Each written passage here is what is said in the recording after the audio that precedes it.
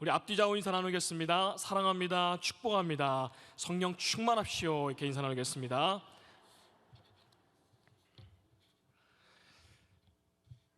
네, 오늘 본문은 예수님과 회당장 야이로의 만남에 관한 이야기입니다.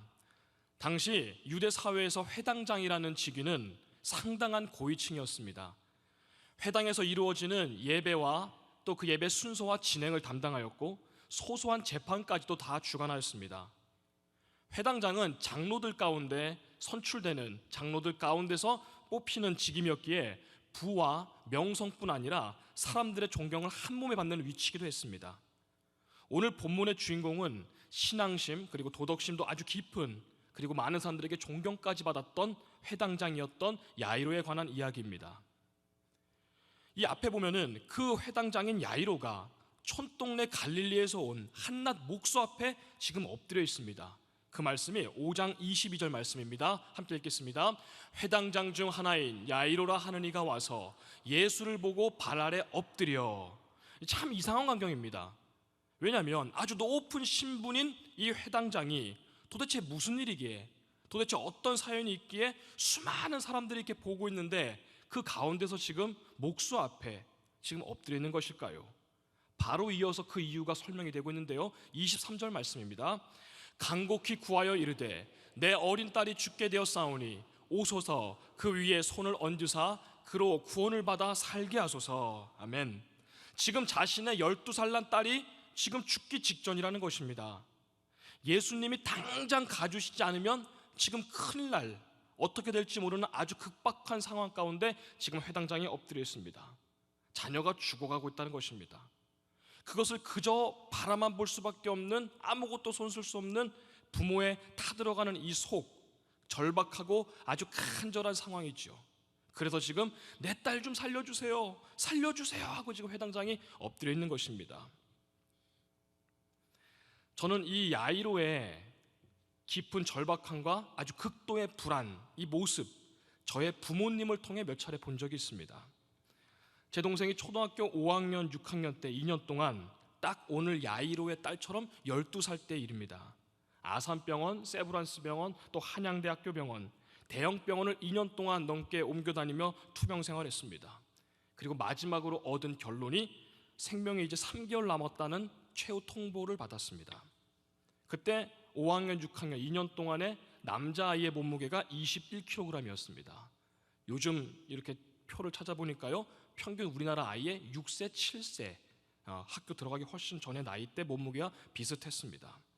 부모님께서는 새벽마다 기도 가실 때마다, 또 어디서든지 기도하실 때마다, 또 집에 목사님이 오셔서 안수기도 하실 때마다, 또 교회에서 많이 우는 것을 저는 어렸을 때 함께 볼 수 있었습니다. 그야말로 절박함, 지금 떠올려 보면은 참 절박함, 간절함, 그리고 눈물, 이것이 아직도 마음의 기억에 많이 남아 있습니다. 그래서 오늘 이 야이로의 심정, 자녀가 죽어가는 야이로의 표정을 그때 저의 부모님을 통해서 상상해 볼 수가 있었습니다. 간곡히 구하여 이르되 내 어린 딸이 죽게 되었사오니 오셔서 그 위에 손을 얹으사 구원받아 살게 하소서.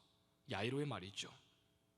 엎드려 간청하는 야이로의 사연을 듣자마자 예수님은 서둘러 그 딸이 있는 집으로 한 걸음에 뛰어갑니다. 향해서 뛰어가기 시작했습니다. 그 뒤에 제자들이 따라왔고요, 또 어떤 기적을 펼치시려나, 또 이번에 뭐 어떤 일을 펼치시려나 궁금증에 빠진, 호기심에 빠진 수많은 무리들이 그 뒤를 막 쫓아갔다 기록이 되어 있습니다.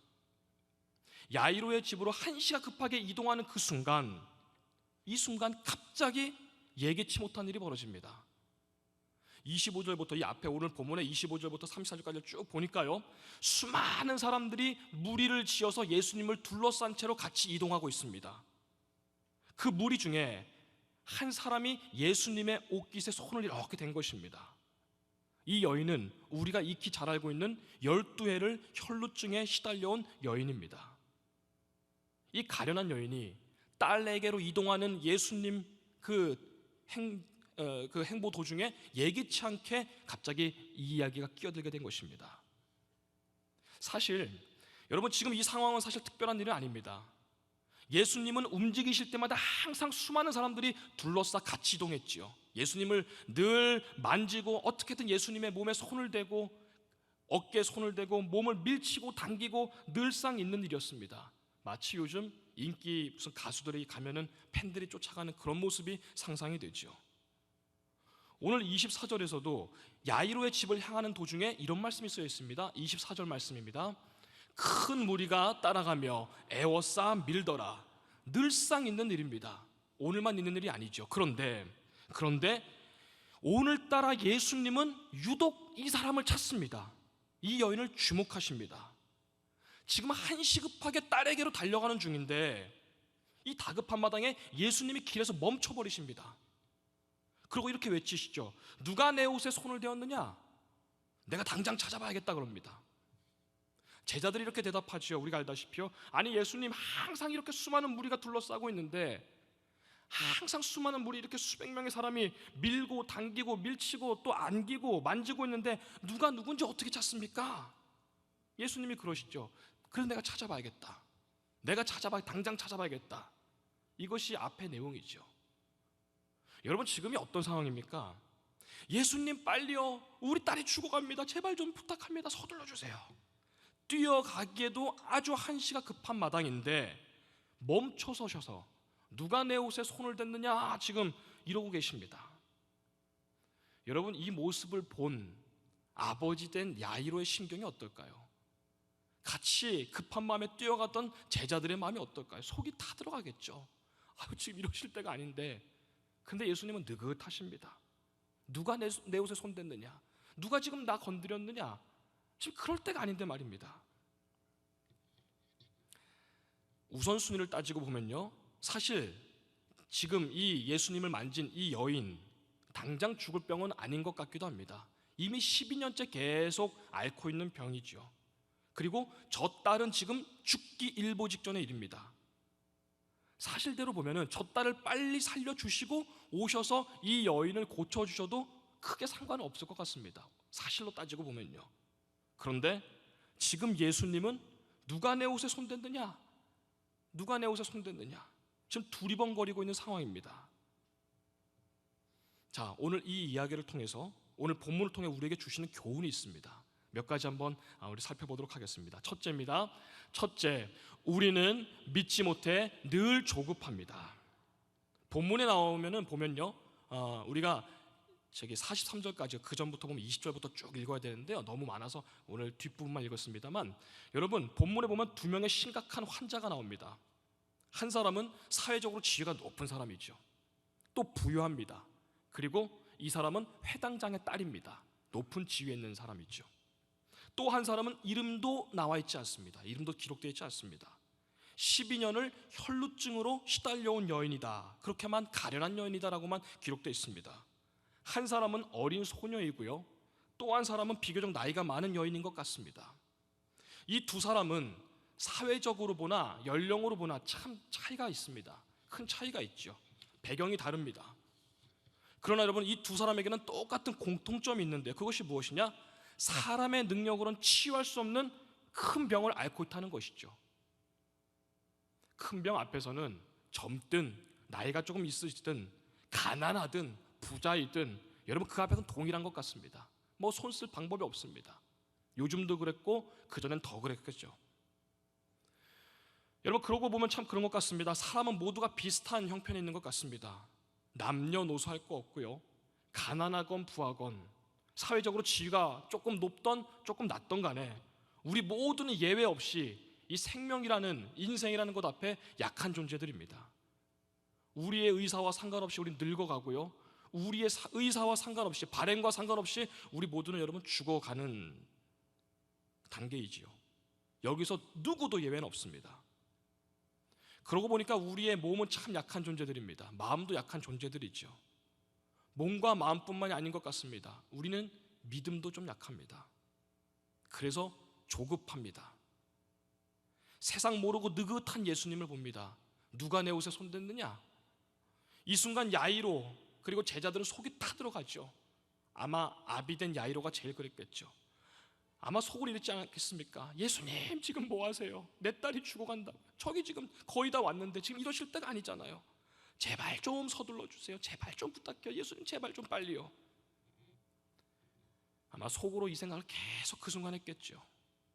근데 여러분, 이 모습 어딘가 모르게 나와 좀 닮아있지 않습니까? 예수님 지금 뭐 하고 계신가요? 지금 제 상황이 어려운 거 안 보이십니까? 제 사업이 빚더미에 눌려 있습니다. 우리 부모님 또 저 건강이 어렵습니다. 우리 애들이 대학 가야 되는데, 취업해야 되는데, 결혼해야 되는데, 진급해야 되는데 제 우울함이 안 보이십니까? 제가 힘든 거 안 보이십니까? 제 상황이 좀 안 보이십니까? 제발 좀요 도와주세요. 지금 뭐 하시나요? 예수님 제발 좀요. 그런데도 예수님은 때때로 느긋하신 것 같습니다. 지금 내 옷에 누가 손댔느냐? 예수님이 어쩔 때는 저한테 관심이 없으신 것 같습니다. 진짜 계시긴 계신 걸까? 큰일 앞에서, 이 큰일 앞에서 우리는 나약한 존재임을 우리는 다시 한번 깨달을 수 있죠. 길에서 옥신각신 누가 만졌느냐, 누구냐, 데리고 와라, 찾아라 이러는 사이에 우려하던 일이 벌어집니다. 35절 말씀입니다. 아직 예수께서 말씀하실 때에 그 여인과 회당장의 집에서 사람들이 와서 회당장에게 이르되 당신의 딸이 죽었나이다. 어찌하여 우리 선생을 더 괴롭게 하나이까? 아직 예수님께서 말씀하실 때, 무슨 말씀이죠? 누가 건드렸느냐, 누가 만졌느냐, 그 말씀하실 때 사람들이 와서 딸이 죽었다고. 한심하게 그 자리에서 지체하는 사이에 어린 딸이 드디어 숨이 넘어갔다는, 멎었다는 소식을 들은 아빠 된 야이로, 어떤 심정이었을까요? 그렇게 부탁했는데, 그렇게 예수님께 매달렸는데 좀 살려달라고, 한 번만 와달라고 했는데 얼마나 억울하고 얼마나 원망스러웠을까요? 그때 예수님이 야이로를 차분한 눈빛으로 바라보고 이렇게 말씀하시죠. 야이로를 안심시키시면서 이렇게 말씀하십니다. 바로 이어서 36절입니다. 예수께서 그 하는 말을 곁에서 들으시고 회당장에게 이르시되 두려워하지 말고 믿기만 하라. 아멘. 두려워하지 말고 믿기만 하라. 어쩌면 참 어렵습니다. 방금 죽었다는 소식을 들은 아빠에게, 아버지에게 예수님은 두려워하지 말아라, 믿기만 해라. 이게 무슨 얼토당토하는 말일까요? 여러분, 어쩌면 오늘 이 말씀, 36절의 이 말씀이 야이로뿐만이 아니라 어쩌면 오늘 우리에게도 주시는 말씀입니다. 특별히 오늘 나에게 주시는 말씀이죠. 제발 좀요, 빨리 좀요, 이런 나에게 하시는 말씀, 두려워하지 말아라, 믿기만 해라. 이 상황 가운데서도 예수님은 우리에게 바라시는 것이 있습니다. 그것은 두려워하지 않는 믿음입니다. 사람들은 겉모습을 보고 판단하지요. 저도 어쩌면 거기에 포함되어 있는 것 같습니다. 안 그러려고 해도 겉모습을 보고, 외모를 보고, 그가 가진 이력을 보고, 출신을 보고, 학맥을 보고, 직장이 어디래 그러면 오, 속으로. 그런데 여러분, 예수님은요, 우리가 그렇게 갖고 싶어하고 하고 싶어하고 되고 싶어하는 것들에 여러분 관심이 없으십니다.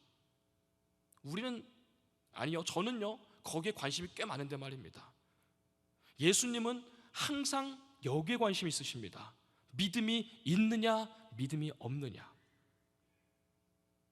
그러고 보면 예수님은 어떤 상황에서든지 어떤 형편이 있든지 간에 늘 우리의 믿음을 보셨습니다. 죽은 자를 살리신 후에 이렇게 말씀하셨죠. 너의 믿음이 너를 구원하였느니라. 귀신 들린 자를 쫓아내신 다음에 다리 저는 자 일으켜 세우시고, 앉은 뱅이 자 일으키시고, 눈먼 자 눈뜨게 하시고, 아픈 자 고쳐주시고, 가늠하다 잡힌 여인을 살려주신 다음에 일으켜 세우시고 눈뜨게 하신 다음에 항상 똑같은 말씀하셨습니다. 가라, 너의 믿음이 너를 구원하였느니라. 믿음, 겨자씨만한 믿음만 있어도 이 산을 들려 바다로 던질 수 있느니라. 그리고 이렇게까지 말씀하셨죠.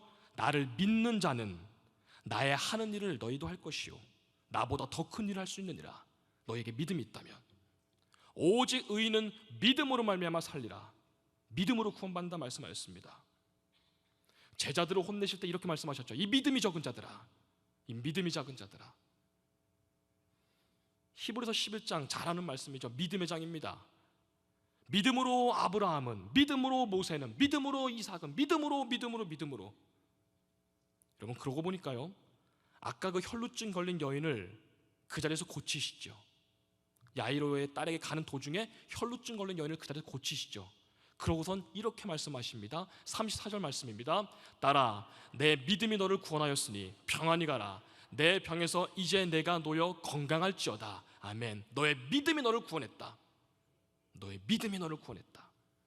여러분, 이렇듯 예수님의 기준은 항상 우리의 믿음입니다.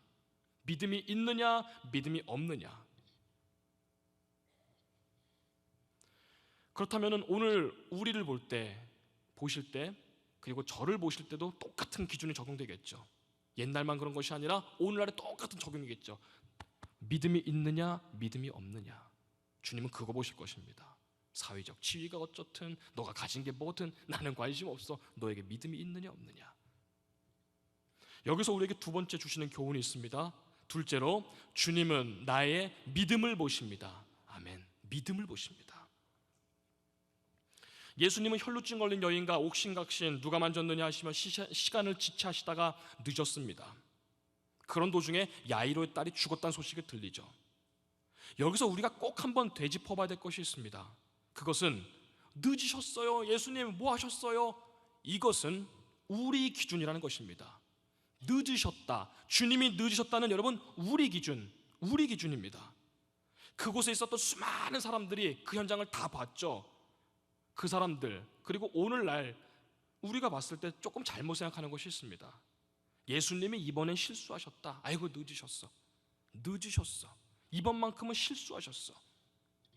여러분, 예수님에게 있어서 죽음과 죽은 것을 살리는 것이나 어쩌면 감기를 낫게 하는 것이나, 여러분, 뭐가 다를까요? 예수님은 죽음 위에 권세를 가지신 분이시죠. 죽음을 다스리시는 분이시죠. 생명의 주관자 되시죠. 우주 만물을 창조하시고 역사를 주관하시는 분이 죽은 사람 살리는 것이, 여러분, 그게 뭐 사실 어려우시겠습니까? 그분한테 말입니다. 우리야, 죽은 자를 살리면 기적이 났다, 거의 죽을 뻔했는데 수술했는데 몇 % 가망성이었는데 뒤집혀서 살아나셨다, 기적이다. 눈먼 자가 눈 떴다, 기적이다. 홍해가 갈라졌다, 기적이다. 요단강이 갈라졌다, 기적이다. 마른 뼈가 살아났다, 기적이다 라고 말하지만, 천지 만물을 창조하시고 주관하시는 분이, 여러분, 이런 것이 뭐 기적이겠습니까? 우리 기준의 기적이죠. 그런 분에게 왜 늦으시나요? 지금 뭐 하고 계시나요? 제 기도 들으시나요? 이것은 우리의 생각이죠. 우리 기준이죠. 이런 믿음이 적은 저는 착각했습니다. 저희 가정의 사업이 한참 어려울 때, 예수님 뭐 하시나요 지금? 부모님 저렇게 기도하시는데 뭐 하시나요? 하나님도 이번 건 어쩌게 하실 수 없겠다. 아프신 분이 계셨을 때, 야, 이건 하나님도 못 하신다. 농담으로 그렇게 큰 실수한 적도 있습니다. 이건 하나님도 못 하시겠다. 우리나라 정치가 어쩌고 경제가 어렵고 여러 가지 말들이 많습니다. 에이, 이거는 기도해도 안 돼. 오래 걸리겠다. 무슨 우리 자녀들 대학 취업 이런 것들 놓고 우리 기도할 때, 하나님이 이건 금방 못 하실 거야. 하나님을 너무 과소평가했습니다. 의심했습니다. 하나님의 뜻과 생각은 언제나 우리의 뜻과 생각보다 크고 높고 깊고, 그리고 오르신데 말입니다. 그분 앞에서 감히 뭐 하시나요? 늦으시나요? 이사야서 55장 8절 9절 말씀을 한번 보겠습니다. 이사야서 55장 8절 9절 말씀입니다. 이는 내 생각이 너희의 생각과 다르며 내 길은 너희의 길과 다름이니라. 이는 하늘이 땅보다 높음같이 내 길은 너희의 길보다 높으며 내 생각은 너희의 생각보다 높음이니라. 아멘. 그렇다면 우리가 해야 될 일이 뭐가 있을까요? 우리가 해야 될 일, 야이로처럼 마지막까지 예수님을 믿는 것일 줄 믿습니다. 끝까지 예수님을 믿는 것.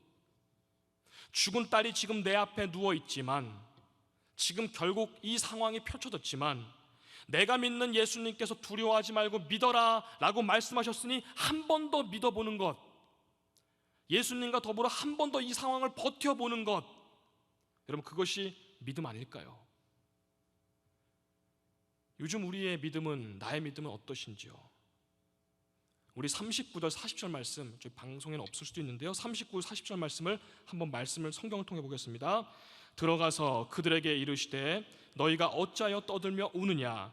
이 아이가 죽은 것이 아니라 잔다 하시니 그들이 비웃더라. 예수께서 그들을 다 내보내신 후에 아이의 부모와 또 자기와 함께한 자들을 데리시고 아이 있는 곳으로 들어가사 아멘. 자, 예수님과 일행이 드디어 야이로의 집 앞에 도착했습니다. 속으로 들어가셨죠. 이미 집 안에 울며 심히 통곡하는 소리가 가득했다라고 기록이 되어 있습니다. 예수님이 거기 모인 사람들에게 말하고 이렇게 말씀하시죠. 너희가 어찌하여 떠들며 울고 있느냐? 이 아이가 지금 죽은 것이 아니라 자고 있느니라. 그랬더니 그들이 크게 비웃더라. 집안에 있는 모든 사람들이 예수님을 비웃었습니다. 우리야 이 말씀의 전후 맥락을 아니까 에휴 비웃은 사람들 잘못된 거다라고 할지 모르겠지만 어쩌면 우리도 거기 있었으면 그랬을 수도 있겠죠. 죽었는데 자고 있다? 아니야, 죽은 거 아니다. 이 사람들 입장에선 그렇습니다. 아까는 누가 옷 만졌느냐, 누가 만졌냐 이러다가 늦더니 이제 와서 뻔히 죽어있는 사람을 본 다음에 잠자는 중이다, 죽은 거 아니다. 한참 뭘 몰라도 모르는 저 사람, 저 예수라는 사람. 그러니 얼마나 황당하고 또 비웃을 만한 일입니까? 그래서 40절 말씀에 그들이 비웃더라. 예수께서 그들을 다 내보내신 후에 아이의 부모와 자기와 함께한 자들을 데리시고 있는 곳에 들어가셨더라. 40절 말씀을 한번 보겠습니다. 네, 한 번 더 읽겠습니다. 그들이 비웃더라. 예수께서 그들을 다 내보내신 후에 아이의 부모와 자기와 함께한 자들을 데리시고 아이 있는 곳에 들어가사. 비웃었습니다. 그리고 근데 여기서 우리가 하나 알아야 될 것이 있습니다. 저기 두 번째 줄 보니까요, 예수님께서 비웃는 사람들을 다 내보내셨습니다. 비웃는 사람들 다 내보내셨습니다. 예수님을 향해 크게 비웃던 사람들, 떠드는 사람들, 믿지 않고 우습게 생각했던 사람들 다 내보내셨습니다. 우리에게 주시는 교훈이 있겠죠. 여러분, 우리가 예배, 신앙생활하면서 예배 때마다, 기도할 때마다 내 안에 있는 의심을 여러분 내쫓으시기 바랍니다.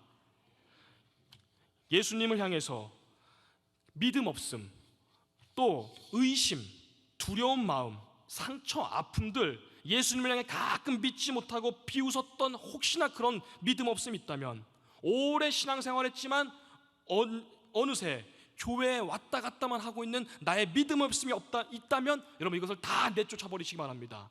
예수님은 다 내쫓으셨습니다. 비웃으며 우습게 생각하고 크게 떠드는 사람들 다 내보내셨습니다.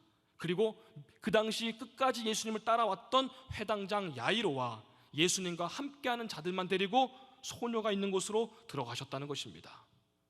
이것은 오늘날 우리에게 많은 것을 의미하죠. 의심을 내어 쫓아버리고 믿음 있는 자들과 함께 하신 예수님. 우리 마지막 세 번째입니다. 주님만이 나를 일으켜 세워주실 수 있습니다. 자, 함께 우리 방으로 한번 들어가 보죠. 어떤 일이 거기서 벌어집니까? 41절 말씀입니다. 그 아이의 손을 잡고 이르시되 달리다굼 하시니 번역하면 곧 내가 내게 말하노니 소녀야 일어나라. 어린 소녀를 향해 지금 죽은 것이 아니라 자고 있다 말씀하신 주님. 그 말을 듣고 크게 비웃고 떠들던 사람들. 그런데 여러분, 예수님은 정말로 그 소녀의 잠을 깨우십니다. 예수님은 소녀 곁에 앉으셔서 소녀의 손을 이렇게 잡으시죠. 그리고 딱 두 마디 말씀하시죠. 달리다 굼, 이렇게 말씀하십니다. 우리는 이 내용을 잘 알고 있습니다. 여기서 우리는 달리다를 소녀로 이렇게 해석하지요. 맞는 말씀이죠. 근데 여러분, 단순히 달리다를 소녀로만 해석하면 이 의미가, 분위기가 잘 살지는 않습니다. 저도 책을 여러 군데 찾아보니까요, 이 아람어 달리다라는 말은요, 엄마가 어린 딸을 향해 아주 사랑스럽게 애정을 듬뿍 담아 부를 때 그런 애칭입니다.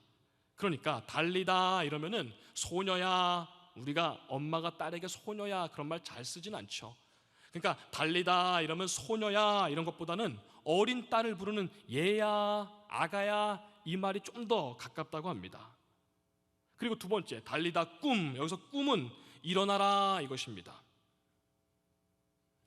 마치 이런 장면입니다. 오늘 날씨가 아주 햇살 맑은 좋은 날이었는데요, 이 햇살 맑은 화창한 날에 이 엄마가 어린 딸을 깨우면서 커튼을 활짝 열립니다. 그러고선 소녀를, 우리 이 딸을 향해서 사랑스럽게 부르는 것입니다. 그래서 이 달리다 굼, 이거를 원어의 의미를 조금 더 살려 읽으면 소녀여 일어나라 이거보다는 여기에 가깝습니다. 얘야 이제 일어나야지, 여기에 좀 더 가깝습니다. 오늘 예수님이 침대에 맡아 죽어있던 어린 소녀의 손을 잡으시고 이렇게 말씀하십니다.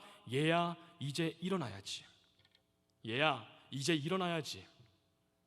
그러자 그 소녀가 기지개를 펴고 이렇게 일어나지요. 모든 사람들이 다 죽었다, 끝났다, 망했다라고 말할 때 예수님은 그저 이 아이가 잠을 자고 있다라고 말하신 이유가 바로 여기에 있습니다. 예수님께는 죽은 것이나 잠을 자는 것이나 같기 때문입니다. 여러분 혹시 요즘 나는 이제 망했다, 난 이제 끝났다, 나 이제 큰일 났다, 우리 가족이 이제 끝이 났다, 내 사업은, 내 미래는, 내 앞날은, 내 자식들은 이제 망했다, 끝났다, 혹시 소망, 희망 이런 거 다 내던져 버리고 절망 중에 혹시 누워 계시지 않으십니까? 세상을 창조하시고 우주 만물을 지으시고 그리고 나를 지으신 주님께서 어쩌면 절망 속에 누워있는 나의 머리맡에 오십니다. 그리고 내 손을 꼭 잡고 이렇게 말씀하시죠. 얘야 이제 일어나야지. 내가 너의 손을 잡고 있으니 너의 지금 상황은, 너의 그 절망은 지금 잠깐 잠자고 있는 것뿐이란다. 얘야 이제 일어날 시간이야. 어쩌면 우리는 왜 이렇게 자상하신 주님을, 이렇게 강하신 주님을 왜 우리는 재촉할까요? 뭐 하시냐고, 지금 나 보고 계시냐고, 왜 서두르지 않으시냐고, 나 지금 죽어가는 거 안 보이냐고, 왜 이런 하나님을, 뜻과 하나님의 때를 우리는 왜 믿지 못하고 늘 조급해할까요? 다윗이 이런 말 하였죠. 내가 사망의 음침한 죽을 것 같은 그 음침한 골짜기를 내가 홀로 다닐지라도 해당함을 내가 두려워하지 않을 것은 그 자리에서도 주께서 나와 함께 하십니다. 또 갈라디아서 6장 9절 말씀, 낙심하지 말며 포기하지 말지니 때가 이름에 거두리라. 여러분, 우리 예수님은 지금 내가 보고 있는 내 상황과 현실보다 훨씬 더 이 상황을 잘 알고 계시죠. 그리고 알파와 오메가 되신 주님은 그 처음을 아셨듯이 끝도 알고 계시죠. 그리고 오늘 우리에게 말씀하시기를 얘야 이제 일어날 시간이야. 마지막 42절 보니까 이런 말씀이 쓰여 있습니다. 소녀가 곧 일어나서 걸으니 사람들이 곧 크게 놀라고 놀라거늘, 이런 말씀이 기록되어 있습니다. 사람들이 크게 비웃으며 나갔죠. 웃기고 있네, 비웃었다. 예수님을 비웃었습니다. 예수님이 하신 말씀을 비웃었죠. 그것은 곧 하나님을 비웃은 것이죠. 그랬더니 사람들이 살아서 일어나온, 방금 그 소녀 때문에 다 울었는데 이 소녀가 잠에서 깬 모습으로 일어나오니 얼마나 놀라고 크게 놀랐겠습니까? 여러분, 요즘 혹시 살아있으나 죽은 것 같은 내 상황과 인생 가운데 놓여 계신 분 혹시 여기 있으십니까? 올해 우리 교회의 표가 부흥이지요. 다시 일어서다 아니겠습니까? 다시 일으켜 세워주시는 주님, 예수의 이름으로 나는 일어서리라. 지금 누워있는 곳에서 다시 일어서시고 예수님 덕분에요 다시 회복하시고요, 예수의 이름으로 다시 살아나셔서 다른 사람들이, 비웃던 사람들이 나를 보고 크게 놀라고 놀라실 이런 하나님의 큰 축복과 은혜가 있으시기를 주님의 이름으로 소망합니다.